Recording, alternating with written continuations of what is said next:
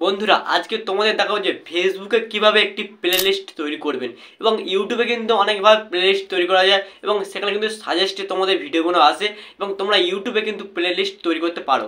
কিন্তু আজকে তোমাদের একটা নতুন আপডেট যে ফেসবুকে কিভাবে প্লেলিস্ট তৈরি করবেন। তো বন্ধুরা অবশ্যই আমার চ্যানেলকে সাবস্ক্রাইব করবেন, নোটিফিকেশনটা অন করবেন। তোমাদের চলো আমার ফোন স্ক্রিনে কিভাবে একটি ফেসবুক প্লেলিস্ট তৈরি করতে হয় তাহলে তোমাদেরকে দেখাবো। তোমাদের চলো আমার ফোন স্ক্রিনে।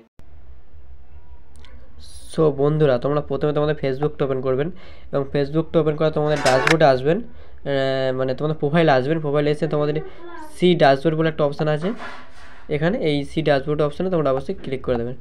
ক্লিক করে দেওয়া মাত্রই নিচে দিয়ে স্ক্রল করবেন, স্ক্রল করতে করতে নিচে দিকে যাবেন, দেখবে এখন টুল লেখা আছে, টুল প্লেলিস্ট টুল আর নিচে প্লেলিস্ট মনিটাইজ লেখা আছে। এখানে তোমরা প্লেলিস্টে ক্লিক করবেন। তো আমি দেখিয়ে দিচ্ছি একবার, এই প্লেলিস্টে এই জায়গাটায় ক্লিক করবেন।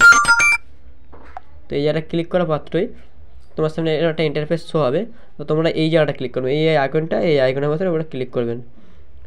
তো অবশ্যই আমি এই জায়গাটা ক্লিক করলাম এবং ভিডিওর জন্য প্লে স্টোর করবেন না রিলস না অল ভিডিও। তো আমি ভিডিও করবো, তা ভিডিওর জন্য অ্যাপ্লাই করলাম।